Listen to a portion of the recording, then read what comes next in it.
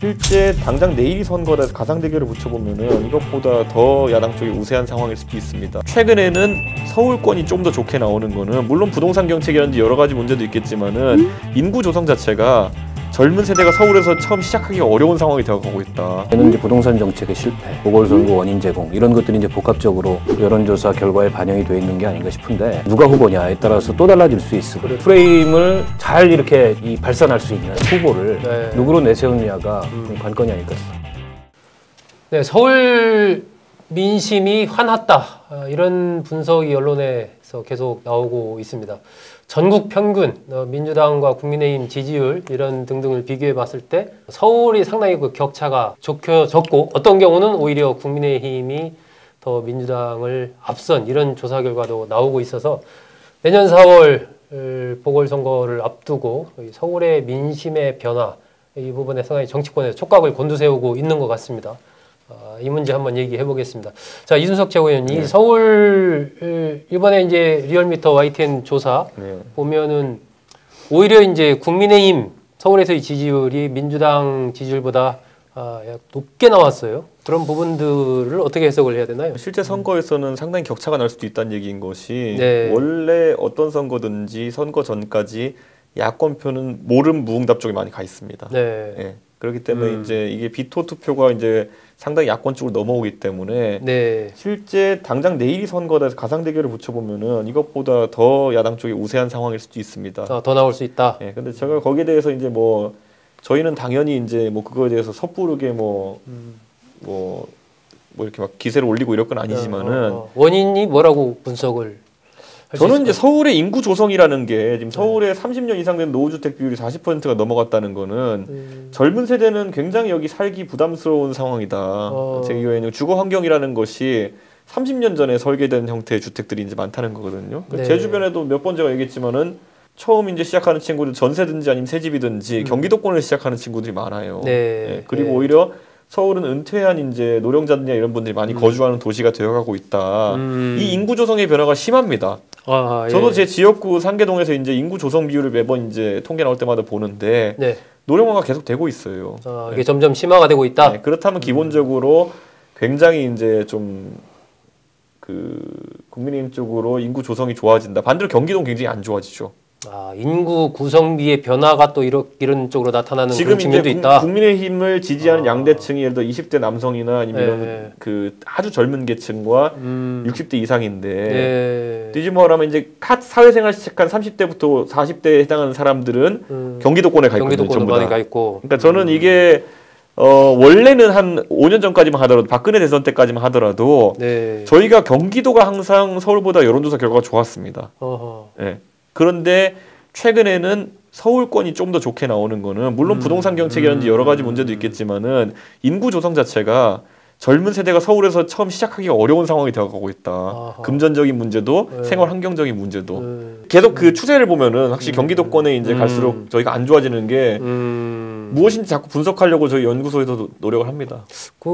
이준석 최고 분석이 재밌는 부분이 있네요. 인구 구성의 변화가 이런 쪽에 영향을 몇 년 사이에 변화되면서 영향을 미친 측면이 있는 것 같다. 이게 이제 일종의 하나의 구조적 추세라고 보고요. 그렇게 이제 분석을 하는 거예요. 지금 서울 아파트 평균 가격이 이제 뭐 9억을 넘었어요. 10억이 넘었죠. 10억이 넘었고 중위주택의 가격도 이미 뭐 거의 육박했고 때문에 이제 서울이 한편으로는 고령화되고 또 한편으로는 뭐랄까요, 좀 계층 간의 이런 차이 이런 것들이 커지고 그러면서 정치적으로는 보수화될 가능성이 굉장히 높은 그런 추세로 가고 있고 또 최근에 지지율이 이렇게 나오는 이유 중에는 이제 부동산 정책의 실패 이것도 한편으로는 영향을 미칠 거고 보궐선거 원인 제공 이런 것들이 이제 복합적으로 여론조사 결과에 반영이 되어 있는 게 아닌가 싶은데 근데 이제 지금 나오는 여론조사 결과하고 4월 보궐선거를 어떻게 의미 규정해서 누구의 프레임으로 치르느냐 그리고 누가 후보냐에 따라서 또 달라질 수 있습니다. 그렇죠.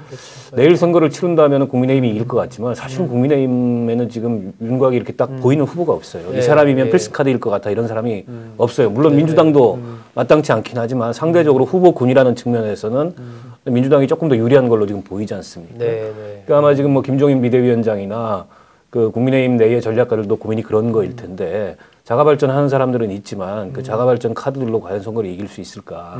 이게 그냥 통상의 보궐선거도 아니고 내후년에 대선과 직결된 그런 그렇죠. 승부이기 때문에 굉장히 중요한 선거인데 지금 여론조사 추이만 가지고서 뭔가 이게 이제 장담하기 어려운 그런 상황이라고 보고 아직은 내년 서울시장 선거의 프레임이 형성이 안 돼 있습니다.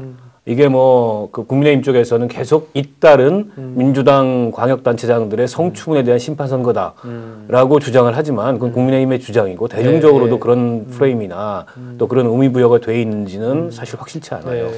그래서 누가 프레임을 장악하느냐가 저는 굉장히 앞으로 중요할 거고 또 그 프레임을 잘 이렇게 발산할 수 있는 그런 후보를 누구로 내세우느냐가 관건이 아닐까 싶어요. 의외로 그런데 이제 차차기 이제 이번 다음 대선 말고 차차기 대선에 나올 법한 후보들의 각축장이 되는 것도 지금 가시화되고 있습니다. 그게 뭐냐면은 차기 대선 서울시장 보궐선거가 그러니까 결국에는 저희가 항상 차를 사러 갈 때 그랜저냐 소나타냐 아반떼냐 고민하는데 가장 고민하게 되는 지점이 내가 돈이 얼마 있어요. 예를 들어 4천만 원 있어요. 그러면은 소나타 풀옵션을 살까 그랜저 깡통을 살까 뭐 이 고민하는 경우가 있거든요. 지금 이제 이게 비유를 하자면 뭐냐면 지금 아까 말했던 올망졸망 본인들이 나오겠다는 후보들은 보통 서울에서 한 3, 4선 중진 정도 되는 분들이고 이분들이 소나타 풀옵션이죠. 이제 더 이상 국회에서 할 게 없어요. 근데 다음 단계로 급을 올려야 되는 사람들이고 거꾸로 이제 제가 봤을 때는 이미 그랜저급, 본인이 대선주자급으로 언론에서도 인정하고 본인도 그렇게 하고 다니는 사람들이 있어요. 근데 이분들이 다음 대선에 바로 뛰어들긴 뭐한 분들이 쉽지 않고 그 다음을 노릴 때 노릴 때 지금 이 내 그랜저에 이제 옵션을 채워야 되는 상황이면은 서울시장 정도면 굉장히 좋은 도전이거든요. 그렇기 때문에 우선 저는 이 판을 규정하는 데 있어서 많은 사람들이 인물이라고 하는데 인물 이전에 저는 중요한 게 이제 어떤 급수 중형차급이냐 대형차급이냐 이게 먼저 정해져야 되는 거거든요. 상대가 예를 들어 대형차급으로 나오면은 우리도 대형차가 나갈 수밖에 없습니다. 이거는 정치판에서 거의 뭐 급수 차이는 극복하기 어렵다는 게 불멸의 진리거든요. 특별한 인연이 없어도 그죠? 그러니까 저는 그런 의미에서 이미 태동되고 있는 것이 지금 당장 저희 당에도 보면은 뭐 안철수, 유승민, 오세훈 등등 뭐 대선주자급이라고 하는 분들이 있고 이분들 중에서 누가 만약에 한 단계 낮춰가지고 서울시장급으로 나오겠다 선언하는 순간 이 당 우리 당 내에서도 그렇고 타 당에서도 요 급에 해당하는 분들은 다 동요합니다. 그래서 저는 이미 그 안철수 대표 같은 경우에도 어떤 역할이든지 하겠다라는 표현을 이제 썼잖아요. 근데 이게 의미하는 바는 본인도 대선 직행만이 옵션이 아니다는 생각을 하기 시작한 것 같아요. 모든 가능성을 그리고 민주당은 그것과 비슷하게 최근에 뭐가 나왔냐면은 항상 저희가 박영선, 박주민, 박용진 뭐 이런 급에서 이제 얘기를 하다가 갑자기 누가 흘렸는지 모르겠지만은 정세균 총리 어떠냐 이런 얘기 한번 나왔잖아요. 재밌는 그렇죠. 재밌는 포인트였지 그게. 거기도 결국에는 저쪽에서 만약 국민의힘에서 급수를 이렇게 잡아버리면은 우리도 그에 맞는 급수의 사람 하나 미리 띄워놔야 되는구나라는 생각해가지고 정세균 총리를 뽑아놓은 것이고 그러다 보니까 정세균 총리 갑자기 뜬금없이 가가지고 나는 무슨 뭐 TK의 사위다 또 이런 얘기 하고 있잖아요 보면은. 저는 이게 결국 눈치 게임이 한 올 연말까지는 계속될 것이다 이렇게 봅니다.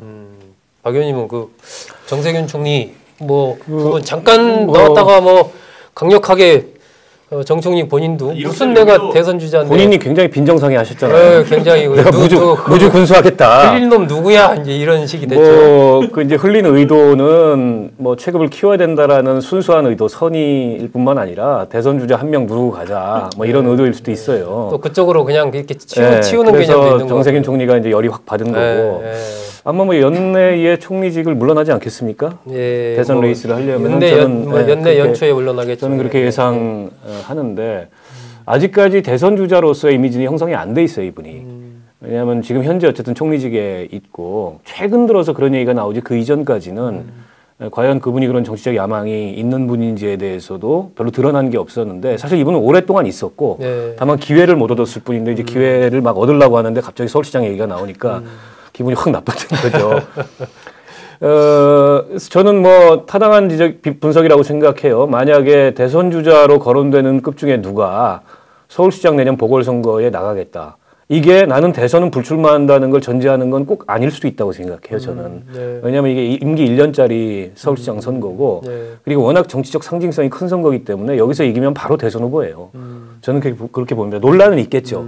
임기 도중에 뭐 대선 캠페인을 하느니 어쩌니 논란은 있겠지만 네. 아니 이재명 지사도 자기 임기 중에 대선 캠페인 하는 거잖아요. 그거 뭐가 다릅니까? 그래서 저는 여전히 유승민도 여전히 안철수도 오세훈도 다 가능성을 보고 있을 거다. 근데 가능성 중에 제일 우선적인 건 이길 수 있느냐. 네. 이게 첫 번째 고려 사항일 거고. 그리고 이제 이걸 딛고서 어떻게 대선까지 이 구도를 짤 거냐. 뭐 이것도 고려 사항이겠죠. 그럼 판이 더 커지는 거죠. 네. 만약 그런 주자들이 뛰어든다면 아마 뭐 야당이 먼저 그런 식으로 스타트를 끊으면 여당 내에서도 논의 지형이 확 바뀔 거라고 생각합니다. 네. 지금 나오는 무슨 뭐 그 재선급 뭐 3선급 4선급 이거 가지고는 네. 안 된다 이런 얘기가 나올 가능성이 있어요. 저는 이번에 저희 여의도 연구소에서 이제 여의도 연구원에서 2명의 인물에 대해서 보고서를 김종인 위원장한테 올렸다 그래요. 그러니까 A 인물, B 인물에 대해서 이제 올려가지고 이 사람들이면 서울 선거를 이기는 거로 분석됐다 이렇게 올렸다는데 문제는 여기에 대한 반응이 재밌는 게 자. A 인물과 B 인물이 둘 다 가능성이 있다라고 올렸는데 그 뭐 실명은 예. 뭐 밝힐 수 없습니까? 그런데 A 인물은 아마 결심을 할 것 같아요. 근데 A 인물 같은 경우에는 바로 대선에 지금 나갈 필요는 없겠다는 생각을 해서 그 서울시장 선거 쪽으로 선회할 가능성이 높아 보이고요. B 인물 같은 경우는 어떻게 받아들이냐면은 서울에서 먹히는 사람 2사람밖에 없어? 그럼 수도권에서 먹힌 사람 2사람이면 이 수도권에서 먹힌다는 의미는 대선에서도 가장 경쟁력이 있다는 얘기가 되거든요. 대선 나가겠다 나는. 그러니까 이게 참 묘한 거예요. 그러니까 국민의힘이란 지금 영남 정당화 돼가지고 수도권에서 서울시장을 이길 수 있는 사람이 요 둘밖에 없다라고 한다면은 거꾸로 대선을 이길 수 있는 사람이 이 둘밖에 없는 거예요. 그러니까 저는 이 역설적인 상황 속에서 이 A, B 두 인물의 선택이 어떻게 될지가 이제 좀 있으면 뭐 백일화에 드러나겠지만은 지켜볼 필요가 있다 그런 생각하고. 저는 정의당에도 대형차 한 대 있는데 그 차고에서 나올 것이냐가 굉장히 중요하다. 이제 정의당 얘기를 좀 말씀드리면 고민이 많겠죠. 뭐 후보가 누가 나오느냐도 중요하지만 판을 어떻게 짜냐가 중요해요. 결국에는 민주당 vs 국민의힘의 그냥 뭐 제3 후보로 나오느냐 아니면 제3지대를 짜느냐 이게 저는 관건이라고 보고 사실은 민주당은 일단 명분이 약한 선거고. 국민의당은 여전히 그 탄핵에 국민의힘은 여전히 탄핵에 그 기억 속에 있단 말이죠. 그런 면에서 봤을 때 정의당의 후보를 고집할 뿐만 아니고 늘 치르던 선거를 치를 뿐만 아니라 이번에야말로 이 양당 체제를 한번 넘어보자라는 기치를 들고서 판을 만드는 데 주력한다면 저는 그래야 이제 성과가 보장될 수 있다고 보고 그런 조건에서 그럼 누가 후보냐 그런 대표 선수로 나설 만한 그거는 이제 뭐 논의가 다양하게 되겠죠. 거기에는 뭐 금태섭이 나올 수도 있고 또 정의당의 심상정 의원이 거론될 수도 있고 박원석이 거론될지 혹시 압니까? 하여튼 큰 차 끌고 나와야 됩니다. 여기도. 우리는 박 의원을 응원하는 걸로. 네, 서울의 민심 심상치 않게 돌아가고 있습니다. 과거에 서울 하면은 현재 민주당 쪽 지지 흐름이 굉장히 강했었는데 최근 여론조사 흐름 보면은 국민의힘 지지율이 좀 높게 나오고 있습니다. 아주 이례적인 현상이고요. 이런 부분들이 내년에 선거에도 상당한 영향을 미칠 걸로 보이기 때문에 여야가 과연 판을 어떻게 짜느냐, 프레임을 어떻게 가져가느냐, 누구를 후보로 내세우느냐 놓고 고심이 점점 깊어지는 가을 같습니다.